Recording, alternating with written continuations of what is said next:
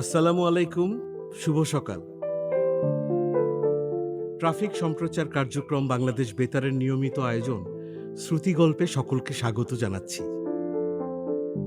আজ আমরা শুনব ফিলিস্তিনের চিঠি গল্পটি। গল্পটি লিখেছেন প্রখ্যাত ফিলিস্তিনি কথাসাহিত্যিক ঘাসান কানাফানি এবং অনুবাদ করেছেন বিশিষ্ট বাংলা সাহিত্যিক মানবেন্দ্র বন্দ্যোপাধ্যায়। আজ শুনব গল্পের প্রথম পর্ব।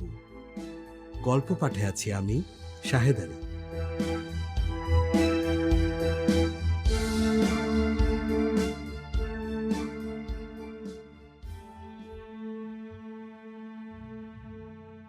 প্রিয় মুস্তাফা, এক্ষুনি তোর চিঠি পেলাম।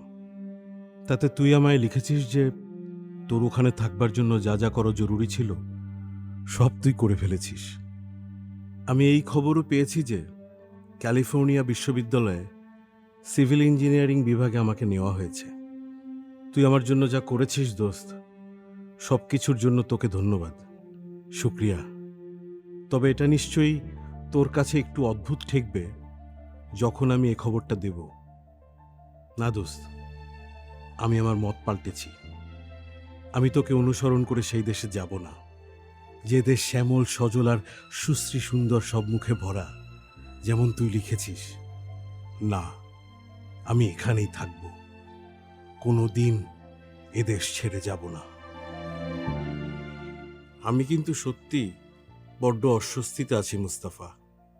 আমাদের জীবন আর কখনোই এক খাতে বয়ে যাবে না।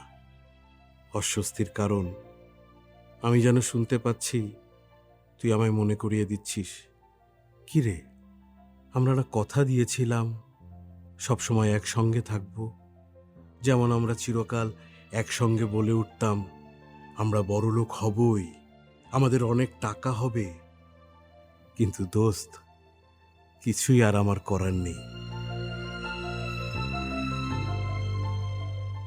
হ্যাঁ, আমার এখনো সেদিনটা মনে পড়ে, যেদিন কায়রোর বিমানবন্দরে দাঁড়িয়ে আমি তোর হাত চেপে ধরেছিলাম। তুই বলছিলি উড়োজাহাজ ছাড়বার আগে আরো 15 মিনিট সময় আছে হাতে। অমনভাবে হা করে আকাশে তাকিয়ে থাকিস না। শোন, পরের বছর তুই কুয়েত যাবি। মাইনে যা পাবি তা থেকে যথেষ্ট টাকা বাঁচাতে পারবি। ফিলিস্তিনের মাটি থেকে শেকড় উপড়াতে তাই যথেষ্ট। তারপর ক্যালিফোর্নিয়া গিয়ে নতুন করে শেকড় পুঁতবি। আমরা একসঙ্গে সব শুরু করেছি, আর একসঙ্গেই চালিয়ে যেতে হবে আমাদের। সেই মুহূর্তে আমি তোর ঠোঁটের দ্রুত নড়াচড়া দেখছিলাম মুস্তাফা। তোর কথা বলার ধরনটাই ছিল ওরকম, দাড়িকমা বাদ দিয়ে হড়বড় করে তোরে বলে চলা। কিন্তু আবছাভাবে আমার কেন যেন মনে হচ্ছিল, তোর এই পালানোতে তুই পুরোপুরি সুখী না। পালাবার 3টে ভালো কারণ তুই দেখাতে পারিসনি। আমিও সর্বক্ষণ এই আক্ষেপে ভুয়েছি। কিন্তু সবচেয়ে স্পষ্ট চিন্তাটা ছিল, এই গাজাকে ছেড়ে সবাই মিলে পালিয়ে যাই না কেন আমরা? কেন যাই না? কেন পারি না? তোর অবস্থা অবশ্য ভালো হতে শুরু করেছিল। কুয়েতের শিক্ষা মন্ত্রণালয় থেকে তোকে কন্ট্রাক্ট দিয়েছিল, যদিও আমাকে দেয়নি। যে দুরবস্থার দাবনার মধ্যে আমি গড়াগড়ি যাচ্ছিলাম, সেটা যেন আর পাল্টাবেই না। তুই মাঝে মাঝে আমাকে কিছু টাকা পাঠাতিস।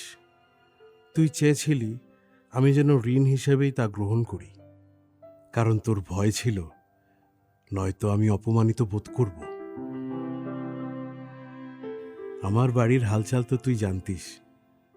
তুই জানতিস স্কুলের চাকরিতে আমি যে সামান্য মাইনে পেতাম, তাতে আমার আম্মা, আমার ভাবি আর তার ছেলে মেয়ে সহ সংসারটা চালানোই অসম্ভব ছিল।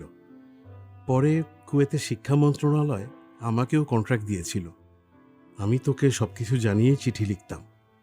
সেখানে আমার বেঁচে থাকাটা ছিল কেমন একটা চটচটে ফাঁকা দম বন্ধ দশা। আমার গোটা জীবনটাই কেমন যেন পিচ্ছিল হয়ে গেছে। মাসের গোড়া থেকেই পরের মাস পয়লার জন্যে একটা উগ্র বাসনা আমায় কুড়ে কুড়ে খায়।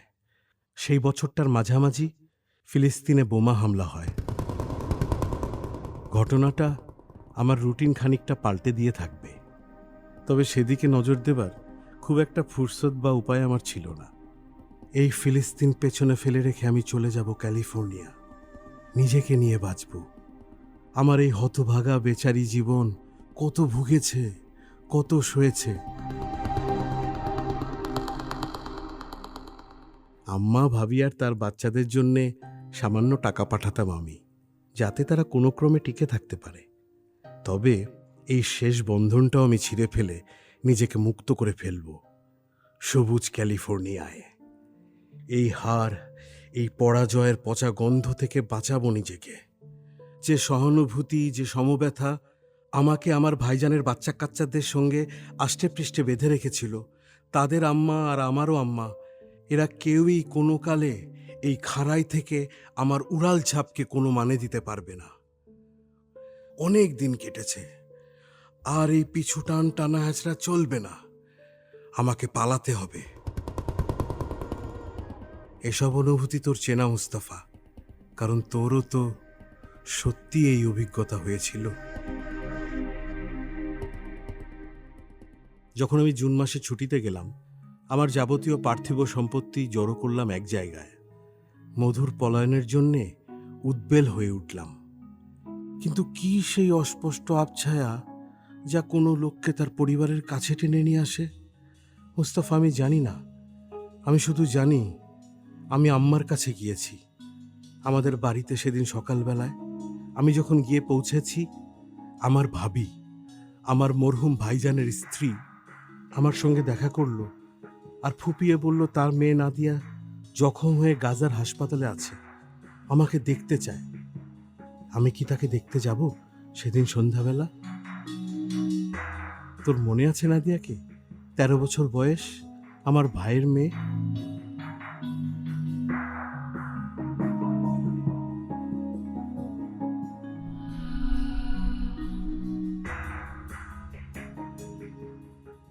সুপ্রিয় শ্রোতাবৃন্দ, এতক্ষণ শুনলেন ফিলিস্তিনের চিঠি গল্পের প্রথম পর্ব। গল্পটি লিখেছেন প্রখ্যাত ফিলিস্তিনি কথাসাহিত্যিক ঘাসান কানাফানি এবং অনুবাদ করেছেন বিশিষ্ট বাংলা সাহিত্যিক মানবেন্দ্র বন্দ্যোপাধ্যায়। পরবর্তী পর্ব শোনার আমন্ত্রণ জানিয়ে আজ এখানেই শেষ করছি। সকলের জন্য রইল অশেষ প্রীতি ও শুভেচ্ছা।